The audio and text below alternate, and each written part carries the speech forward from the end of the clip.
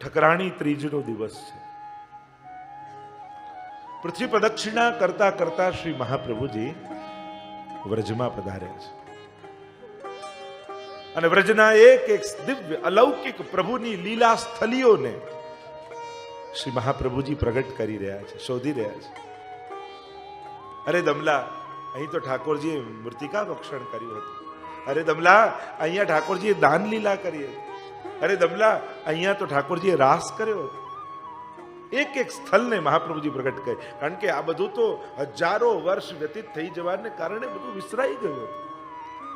લીલા હોતી જૂની નાતર, લીલા હોતી જૂની, જોપે શ્રી વલ્લભ પ્રગટ ન હોતે, વસુધા રહેતી છે. કારણ કે આ વસુધાનો શણગાર એ વ્રજ છે અને વ્રજના સ્થળો આજે જે પ્રગટ દેખાય છે એ શ્રી મહાપ્રભુજીની કૃપા છે.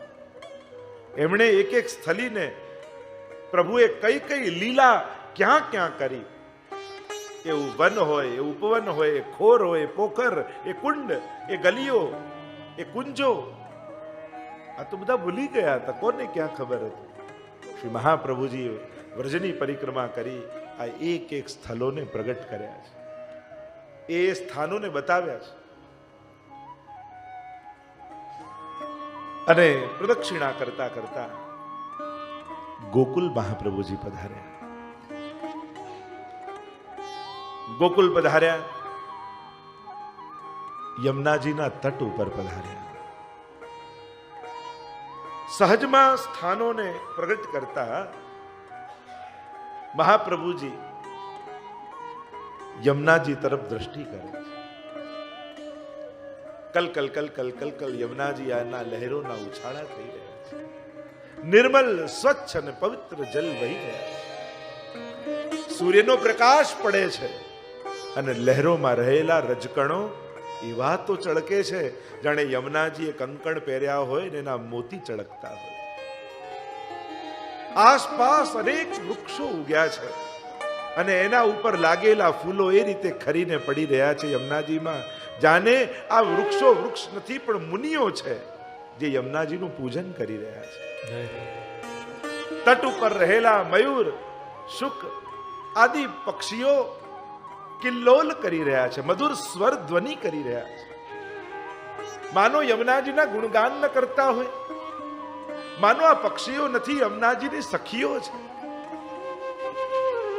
એ રીતે યમુનાજીના સ્વરમાં અભિવૃદ્ધિ કરે છે.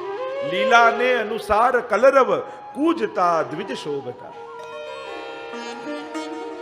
આજે યમુનાજીની શોભા કંઈક અલૌકિક લાગી રહી છે. દ્રષ્ટિ કરતા મહાપ્રભુજીનું હૈયું ભાવાવેશથી અભિવૃદ્ધ થઈ રહ્યું છે.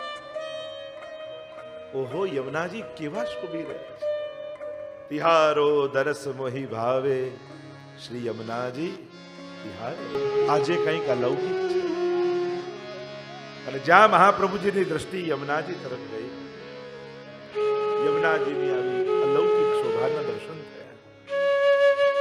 દમલાજી સાથે છે અને સહજમાં મહાપ્રભુજી એક જિજ્ઞાસા અભિવ્યક્ત કરી, ભાવના ઉદ્ઘોષ કર્યા. અરે દમલા, या मैं गोविंद घाट कौन सो और ठकरानी घाट कौन सो? સહજ જિજ્ઞાસા અભિવ્યક્ત કરી. અને એટલામાં શ્રી વલ્લભના વચનોથી યમુનાજીમાં ગોળ ગોળ ગોળ ગોળ ભ્રમરો પ્રગટ થવા લાગ્યા. અને ભ્રમરમાંથી જ્યાં મહાપ્રભુજી દ્રષ્ટિ કરી અને 16 વર્ષ યુવતી સ્વરૂપ, બોલો શ્યામ સુંદર શ્રી યમુને મહારાણી કી જય, અલૌકિક સ્વરૂપનો પ્રાદુર્ભાવ. અને જ્યાં પ્રભાના મધ્યમાંથી અલૌકિક સખી સ્વરૂપ શ્રી યમુનાજી પ્રગટ થયા, એક હાથમાં 3 કમળ, એક હાથમાં કમળની માળા, મુકુટ કાચરીનો શૃંગાર ધર્યો છે. અને જેમ રાસમાં પ્રભુ શૃંગાર ધરે એવા શૃંગાર ધરેલા યમુનાજી પ્રગટ થયા. અને જ્યાં મધ્યમાંથી પ્રગટ થયા અને કમળોની માનો હાર માળા ઉગી ગઈ. એક રસ્તો બની ગયો તટ સુધી. અને કમળ ઉપર ચરણ પધરાવતા પધરાવતા પધરાવતા શ્રી યમુનાજી તટ પર પધાર્યા. શ્રી મહાપ્રભુજી અને દમલાજી તો અપલક નેત્રોથી યમુનાજીના એ સૌંદર્યને નિહાળી રહ્યા છે. આંખમાંથી અશ્રુપાત થઈ રહ્યા છે. આજે યમુનાજી પ્રગટ સ્વરૂપે પધાર્યા, વંદન કર્યા છે મહાપ્રભુજી, અને કમળની છડી હાથમાં લઈ શ્રી યમુનાજીએ બતાવ્યું, હે શ્રી વલ્લભ, આ ગોવિંદ ઘાટ છે, આ ઠકરાણી ઘાટ છે. અને આવા આધિદૈવિક અલૌકિક સ્વરૂપની ઝાંખી થતા એ જે સ્વરૂપ પ્રગટ થયું હતું બહાર, જે નેત્રોથી દેખાઈ રહ્યું હતું, ક્ષણવારમાં એ સ્વરૂપ શ્રી મહાપ્રભુજીના હૃદયમાં આવીને બિરાજી ગયું. ભાવ સ્વરૂપે, રસ સ્વરૂપે, અને એ આધિદૈવિક સ્વરૂપ શ્રી મહાપ્રભુજીના હૃદયમાં સ્થિત થતા જ એ જ રસ સ્વરૂપ જે યમુનાજીનું હૃદયમાં પધાર્યું, એ વાંગમય રૂપ ધારણ કરી મહાપ્રભુજીના મુખારવિંદમાંથી શ્રીનાથજીના ચરિત્રમાં આપણે જોયું કે ગિરિરાજજીની ઉપર શ્રીજી અને વલ્લભનું પ્રથમ મિલન થયું. એમ ઠકરાણી ત્રીજના દિવસે આ ગોકુલના ઘાટ ઉપર શ્રી યમુનાજી અને વલ્લભનું પ્રથમ મિલન થયું.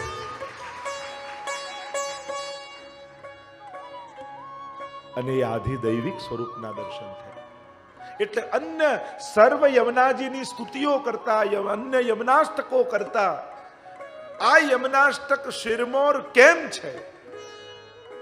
કારણ આ યમુનાષ્ટકમાં શ્રી યમુનાજીના એ આધિદૈવિક સ્વરૂપના દર્શન છે. ત્રણ સ્વરૂપો, થોડોક સ્વરૂપનો જો પરિચય કરાવી દઉં. શ્રી યમુનાજીના ત્રણ સ્વરૂપો, એમ તો આપણે ત્યાં પુષ્ટિ માર્ગમાં દરેકના ત્રણ સ્વરૂપોની ગાથા છે. ત્રણ સ્વરૂપો માનવામાં આવ્યા: આધિ ભૌતિક, આધ્યાત્મિક અને આધિદૈવિક. શ્રી વલ્લભના પણ આ ત્રણ સ્વરૂપો, વૈષ્ણવના પણ આ ત્રણ સ્વરૂપો, શ્રી યમુનાજીના પણ આ ત્રણ સ્વરૂપો. સીધી સાદી ભાષામાં સમજાવું તો જલપ્રવાહ સ્વરૂપે, નદી સ્વરૂપે શ્રી યમુનાજીનું જે સ્વરૂપ છે એ યમુનાજીનું આધિ ભૌતિક સ્વરૂપ કહેવાય. યમુનાજી એ પરમ પાવન તીર્થ રૂપા છે. ત્યાં સ્નાન કરવાથી પાપ મુક્ત જીવ થાય છે. યમુના બહેન છે એટલે તેમનું નામ યમુના. ઉના એટલે નાના બેન, એટલે યમુના નાના બેન એટલે એમનું નામ યમુના. આ એમનું આધ્યાત્મિક સ્વરૂપ કહેવાય, જે તીર્થ સ્વરૂપ. એટલે ઘણી વાર લોકો પૂછે, યમુનાજીમાં સ્નાન કરાય કે ન કરાય? જ્યાં આધ્યાત્મિક સ્વરૂપ છે ત્યાં સ્નાન છે, પણ જ્યાં આધિદૈવિક સ્વરૂપ છે ત્યાં કેવલ પાન છે. પણ આપણે ત્યાં વિધાન એ છે, યમ દ્વિતીય આદિના દિવસે એની કથા જે આવે છે કે વચન યમરાજાએ આપ્યું કે આજના દિવસે તારામાં સ્નાન કરશે, એને ક્યારેય યમયાતના નહીં થાય. એટલે વિધાન એવું છે કે યમ દ્વિતીયાના દિવસે સામે પાર જઈ અને જ્યાં યમુનાજીનો આધ્યાત્મિક પ્રવાહ છે ત્યાં સ્નાન કરવાની છૂટ અપાય છે. બાકી પ્રાય યમુનાજીના પાનની વિશેષતા છે.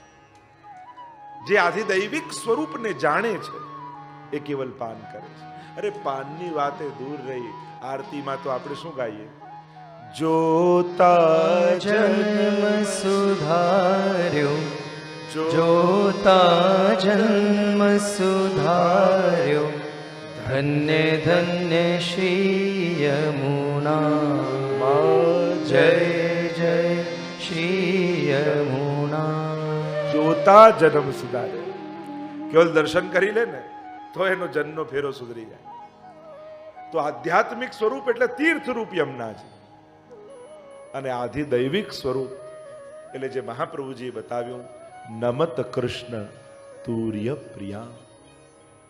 જે ચાર યુથ બ્રજમાં છે, બ્રજમાં છે ને ગોપીજનોના મુખ્ય ચાર ગ્રુપ, યુથ મીન્સ ગ્રુપ, મુખ્ય ચાર ગ્રુપ છે: તામસ, રાજસ, સાત્વિક અને નિર્ગુણ. આ ચાર ભાવના. એમાં ચોથા યુથના અધિપતિ શ્રી યમુનાજી છે. જેમ સ્વામિનીજીનું યુથ, લલિતાજીનું યુથ, ચંદ્રાવલીજીનું યુથ અને શ્રી યમુનાજીનું યુથ. આ ગોપીજનો જેટલા પણ છે એ આ 4 યુથમાં ગ્રુપમાં વહેંચાયેલા છે. તો ચોથું યુથ જે કાત્યાયની વ્રત આદિ કર્યું એ કુમારિકાઓના યુથના અધિપતિ શ્રી યમુનાજી.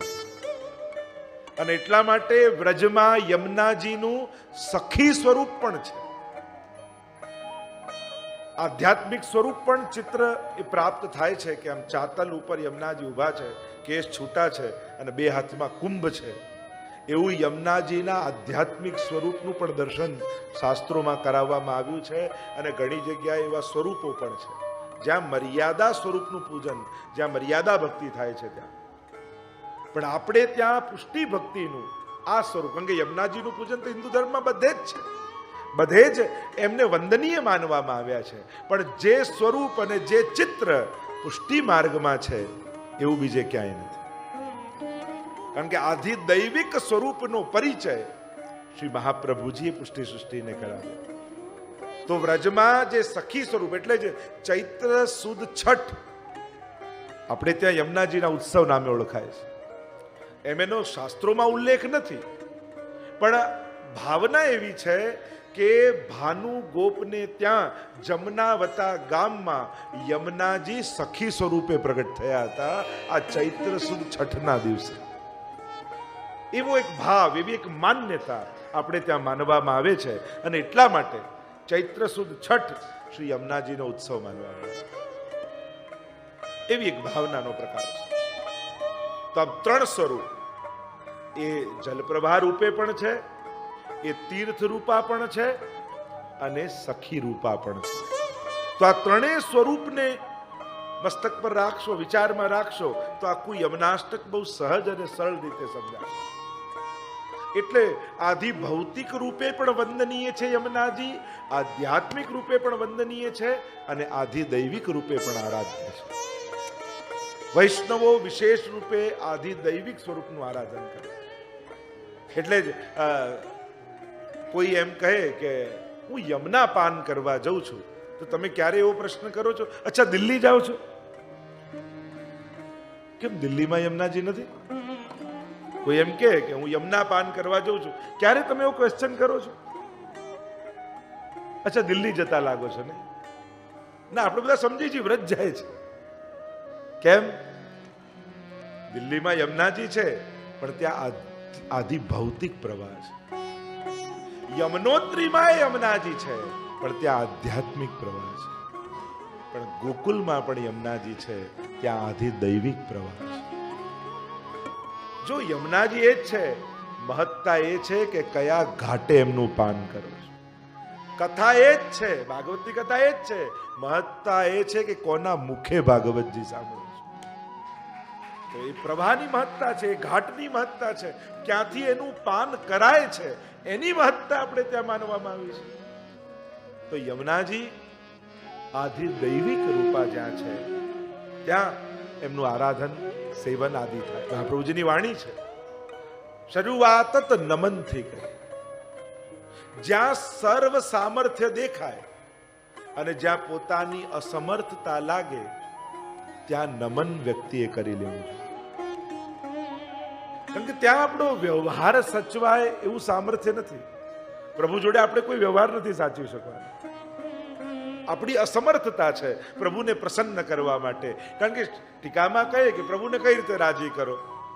શું એમની પાસે કૌસ્તુભ મણિ છે એવું મણિ લાઈને આપી શકવાના છે? વૈકુંઠમાં જેવું સુવર્ણનું સિંહાસન અને ગરુડાસન છે એવું આસન લાવી શકવાના છે? ત્યાં જે ભોગો પ્રભુ આરોગે છે એવો ભોગ સિદ્ધ કરી શકવાના છે? એટલે આપ જીવને એમ લાગે કે હું તો બિલકુલ અસમર્થ છું, એટલે 2 હાથ જોડીને વંદન કરી લેવા. પ્રભુ એનાથી રાજી થઈ જાય.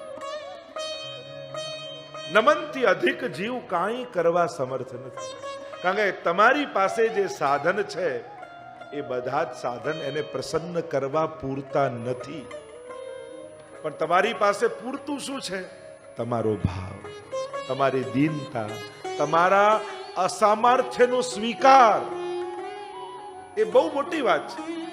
પોતા પ્રભુ પાસે પોતાની અસમર્થતાનો અને પોતાના અવગુણોનો સ્વીકાર કરી લેવો એ બહુ મોટું પુણ્ય કાર્ય છે. પ્રભુ પાસે જઈને ક્યારે પણ પોતાની સેવા, પોતાની વિશેષતા, પોતાના સાધનો, પોતાનું બળ આ બધું પ્રભુને ગણાવવું નહીં.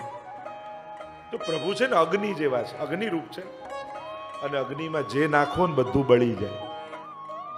એ તમારે પુણ્યો બાળવા છે કે પાપ બાળવા છે? પાપ બાળવા છે તો પ્રભુ પાસે જઈને પાપોનો સ્વીકાર કરે.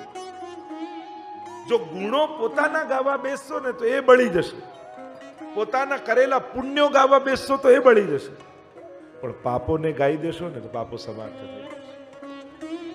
નમનથી અધિક જીવ કાંઈ કરી શકતો નથી. એટલે મહાપ્રભુજી શરૂઆત જ નમામિ શબ્દ. અને હું તો ઘણી વાર કહું, જેને પગે લાગવા જેવું છે એને નથી લાગતા, તો ન લાગવા જેવા લોકોને રોજ પગે લાગવું પડે. અરે લાગવા જેવા પ્રભુ છે અને એને નમીને નથી જતો, તો આ દુનિયાના અસમર્થ લોકોને રોજ પગે લાગવું પડે છે. તમે મારું કામ કરી આપો ને, તમે મારી મદદ કરી આપો ને, તમે મારી લાગવગ ગોતી આપો. આ કેમ કરવું પડે? જેને ભગવાન પર સંપૂર્ણ શ્રદ્ધા ન હોય એને આખી જિંદગી સંસારની ગરજ કરવી પડે છે. અને જેને પ્રભુનો અનન્ય આશ્રય છે, દુનિયા એની ગરજ કરતી કરતી આવે. અને એટલા માટે પ્રભુના ચરણો પર પરમ દ્રઢતા રાખો. સત્સંગ કર્યા પછી જુઓ મારો વિશ્વાસ વધ્યો કે નહીં. જે વિશ્વાસ વધારે ને એનું નામ સત્સંગ, જે દ્રઢતા વધારે એનું નામ ઉત્તમ સંગ. જે તમે કોઈનો સંગ કરો છો, સત્સંગ કરો છો, યમનાષ્ટક કર્યા પછી તમારી જાતને ચેક કરો, શું યમનાષ્ટક કર્યા પછી યમુનાજીમાં શ્રદ્ધા વધી કે નહીં? યમુનાજીમાં વિશ્વાસ વધ્યો કે નહીં?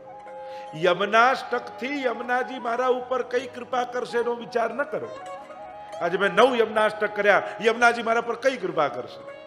ના, વિચાર એ કરો કે યમુનાજીએ કેટલી કૃપા કરી, આજે મારાથી 9 યમનાષ્ટક થયા. આનાથી મોટી બીજી કઈ કૃપા હોય? આજે એમનું હું નામ લઈ શક્યો, આજે એમના ગુણગાન કરી શક્યો. જે જીવવા સતત લૌકિક બોલવામાંથી બહાર નથી આવતી, એ જીવવા પર આજે યમુનાજીના ગુણગાન આવીને બેસી ગયા. આનાથી મોટી બીજી કઈ કૃપા હોય? જે કર્ણ આખો દિવસ સવારથી સાંજ નિંદા જ સાંભળ્યા કરે છે, એને 3 કલાક યમુનાજીના ગુણગાન સાંભળ્યા. આનાથી મોટી બીજી કઈ કૃપા હોય? આને કૃપા જાણવું. પ્રભુ સાધારણ કૃપા કરે ને તો ઈચ્છેલી વસ્તુ આપીને મોકલી દે, જા લઈ જા. અને વિશેષ કૃપા કરે તો એમ ન કે લઈ જા, એ તો એમ કે આવી જા, મારી પાસે બેસ, મારો થઈ જા. તમારે વિચાર કરવાનો, તમારે કઈ કૃપા જોઈએ છે, લઈ જા વાળી યા આવી જા વાળી? જો પહેલા જ દિવસે વલ્લભના ગુણગાન થયા, અને ઘણા એવા હતા કે એક દિવસ જઈ આવીશું, તો 3 દિવસ આવી ગયા. માનજો ઠાકોરજીએ કૃપા કરી કે આવી જાય. આ સત્સંગનું ફળ. ઘણાને વિપરીત સંજોગો હતા, ઘણા આવી શકે એમ નહોતા. પ્રભુ કેવી કૃપા કરે છે. ઘણા તો એવા હોય છે 3 કલાક બેસી શકે એવું શરીર પણ નથી હોતું, તોય 4-4 કલાક બેઠા રહે છે, એમને ખબર નથી પડતી ક્યાં સત્સંગનો પ્રભાવ છે. આ કૃપા માનવી, આ પ્રભુનું અલૌકિક સામર્થ્ય છે. મેં તો ઘણી વાર અનુભવ કર્યો છે કથાઓમાં, અને એમાં એવા બીમાર હોય, બિલકુલ સારું ન હોય, એટલે કે 7 દિવસમાંથી 1 દિવસ કલાક ખાલી હાજરી આપી જશે, પછી એ નહીં આવી શકે. મારો અનુભવ એ છે, કલાક આવે છે ને તો 7 દિવસ 4-4 કલાક બેસે, એમને કાંઈ થતું નથી. એવા મેં લોકો જોયા છે જેને ઓક્સિજનના બાટલા તૈયાર રાખવા પડે, ડોક્ટરો રાખવા પડે કે આ આટલી કલાક પણ બેસે કેમ, અને 7-7 દિવસ 4-4 કલાક બેસીને ભાગવતજી સાંભળે. આ તો ચમત્કાર છે. આ સત્સંગની મહિમા છે, મહત્તા છે. નમામિ યમુનામહં નમન એવ કર્તવ્યમ. એમ ટીકામાં કહું કે નમનથી અધિક જીવ કાંઈ કરી શકતો નથી. અને એટલા માટે એક નિયમ બધા જ બનાવો, રોજ ઠાકોરજીને દંડવત જરૂર કરો, વંદન જરૂર કરો. તમારા ઘરે જો બધાની જગ્યા કેવી હોય, ટીવી જોવાની જગ્યા હોય, જમવાની જગ્યા હોય, ઓફિસનું કામ કરવાની જગ્યા હોય, તો પગે લાગવાની એકી જગ્યા નહીં રાખવાની. ક્યાંક જેણે ઘર આપ્યું છે એના માટે એક ખૂણો તો રાખો. કંઈક એવી સ્થાન ઘરમાં ખૂણો હોવો જોઈએ કે ત્યાંથી પસાર થાવ ને તો એ ખૂણો જોઈને ભગવાન યાદ આવે. ઠાકોરજી બિરાજે છે. પ્રભુ વગરનું ઘર વૈષ્ણવનું ન હોવું જોઈએ. એક જગ્યા એવી હોય ત્યાં ઠાકોરજી બિરાજતા હોય. તો ઘણી વાર એટલે કહું કે જે પેટ ભરીને જમાડે છે એને કટોરી મિશ્રી ન ધરી શકો તો તમારી જાતને વૈષ્ણવ કેમ કહેશો? જેણે ઘર આપ્યું છે એને ખૂણોય ના આપી શકો તો તમારી જાતને વૈષ્ણવ કેમ કહેશો? જે દિવસમાં 24 કલાક આપે છે એને 10 મિનિટે ના આપી શકો તો તમારી જાતને વૈષ્ણવ કેમ કહેશો? થોડી મદદ કરી જાય ને એને જિંદગીભર યાદ રાખો છો, પણ જેણે આખું જીવન આપ્યું એનો આભાર ક્યારે માનતા નથી. એટલે વિચાર કરજો. નમન એ વખત નમનમાં બહુ મોટી તાકાત છે, વંદનમાં બહુ મોટી તાકાત. લોકો દૂર દૂર જઈને જારી ભરે પણ ઘરે ઠાકોરજીની જારી ક્યારે ના ભરે.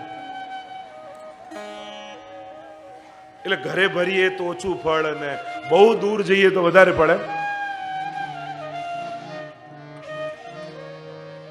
બેઠક કરવા જાઓ વાંધો નહીં, પણ ઉઠક બેઠક જે કરો છો ને, એટલે કે વ્યસ્તતા એ આપણો પ્રોબ્લેમ નથી કે આપણે વ્યસ્ત છીએ. આપણો પ્રોબ્લેમ છે કે આપણે અસ્ત વ્યસ્ત છીએ. વ્યસ્ત છીએ એ પ્રોબ્લેમ નથી. અને એટલા માટે વિચાર કરજો, કમથી કમ ઉત્સવ પર તો ચલો બીજું બધું છોડો, તમારો જન્મ દિવસ આવે ત્યારે અહીંયા બેસેલો દરેક નક્કી કરે કે મારા ઘરે બિરાજતા ઠાકોરજીની એ દિવસે જારી હું ભરીશ. નક્કી કરે. ભાઈઓ સમજી ગયા છે કે હમણાં અમારા માટે કહી રહ્યા છે. બહેનો તો કરે જ છે, પણ જે કરે એનું છે. ઘરે ઠાકોરજી બિરાજી આવી ગયા હોય અને છતાંય આટલો લાભે ન લઈ શકીએ. જો જેને મળ્યું નથી એ દુર્ભાગી નથી, પણ જેને મળ્યું છે છતાંય લાભ ન લઈ શકે એ દુર્ભાગી કહેવાય. નથી મળ્યું તો એ દુઃખી કહેવાય કે આ બિચારો દુઃખી છે, એને મળ્યું નથી. પણ જેને બધું જ મળ્યું, માનવ દેહ, વૈષ્ણવના કુળમાં જન્મ, એમાં બહુ એવા મળ્યા કે ઠાકોરજીમાં ભાવ રાખે, પુષ્ટાઈને ઠાકોરજી ઘરે આવ્યા, બ્રહ્મ સંબંધ મળ્યો અને છતાંય ક્યારેય જારી ચંસ્પર્શ ન કરી શક્યા, એનાથી મોટો બીજો કોઈ દુર્ભાગી નથી. અને એટલા માટે સત્સંગ દુર્ભાગ્યને સૌભાગ્યમાં ફેરવવા આવતું હોય છે. જ્યોતિષ લોકો કહે ને કે હમણાં તમારી બહુ સારી દશા ચાલે છે. તમારા બધાની સારી દશા આ 2 દિવસથી શરૂ થઈ ગઈ છે. અને એટલા માટે, અને ઘણી લાંબી ચાલવાની છે. આ 2-3 દિવસથી નથી, આ તો શરૂઆત થઈ. તમારા સૌભાગ્યની શરૂઆત થઈ. તમારા જીવનમાં સત્સંગ આવ્યો અને તમે જીવશો ત્યાં સુધી આ સારી દશા ચાલવાની છે. એટલે પવન સારો છે, પતંગ ચડાવી લેજો. ધાબે ચડ્યા જ છો, લોકો આમ પવન નથી એવો ચડાવીને શું કરીએ. હવે એવો સારો પવન ફૂંકાયો છે કે આપણા જેવા ફાટેલા પતંગો ચડી જાય એમ છે. અને એટલા માટે કોશિશ કરજો, પ્રયાસ કરજો. પ્રભુ આટલું બધું ગોઠવી આપે છે અને તોય આપણે લાભથી વંચિત રહી જઈએ તો આપણા જેવું દુર્ભાગી કોણ? યુવાનો બેઠા હોય, વહુઓ, દીકરીઓ, છોકરાઓ, તો એમને હું ખાસ કહીશ, વડીલોએ જે કર્યું, તમારી પાસે સમય છે, રાઈટ ટાઈમ છે. ઘણી વાર મોટી ઉંમરે બધા આવે ત્યારે અફસોસ થાય, જે આપ બહુ મોડા મળ્યા. મેં કીધું મારો વાંક છે કે હવે અમને સમજમાં આવ્યું ને હવે અમે શરૂ કર્યું. યુવાનો, તમારી પાસે સમય છે. હવે તમારે નિર્ણયો લેવાના છે, હવે જીવનમાં આગળ વધવાનું છે. અત્યારથી પ્રભુને જીવનમાં સ્વીકારી લેશો ને તો આખું જીવન તમારું સૌભાગ્યરૂપ બને. કૌમારે તાચરે પ્રાગ્યું, એમ પ્રહલાદજી તો કહે નાનપણથી શરૂ કરી દેવું જોઈએ. જેણે જીવનના બધા જ નિર્ણય લઈ લીધા હોય એને શું અમે ઉપદેશ આપીએ? જેણે હવે લેવાના હોય એને સત્સંગની વધારે જરૂર હોય. એટલે કે જેનું ભવિષ્ય ટૂંકું હોય ને ભૂતકાળ બહુ મોટો હોય, એના કરતા જેનું ભવિષ્ય મોટું હોય અને ભૂતકાળ નાનો હોય ને એને અમારી વધારે જરૂર છે. કે એને હવે નિર્ણયો લેવાના છે અને જીવનમાં એવા નિર્ણયો લેજો કે જેથી પ્રતિપલ ભગવાન તમારી સાથે હોય. વહાલા વૈષ્ણવોને ઠકરાણી ત્રીજના જે શ્રીના આ વચનામૃત ગમ્યા હોય તો વધુમાં વધુ વૈષ્ણવોને શેર કરજો. આ વિડીયોને લાઈક કરજો અને કમેન્ટ બોક્સમાં જય શ્રી કૃષ્ણ જરૂર લખજો. અને અમારી ચેનલ શ્રી વલ્લભને સબસ્ક્રાઈબ કરવાનું ભૂલશો નહીં, જેથી તમને આવા અવનવા વચનામૃતો મળતા રહે. જય શ્રી કૃષ્ણ.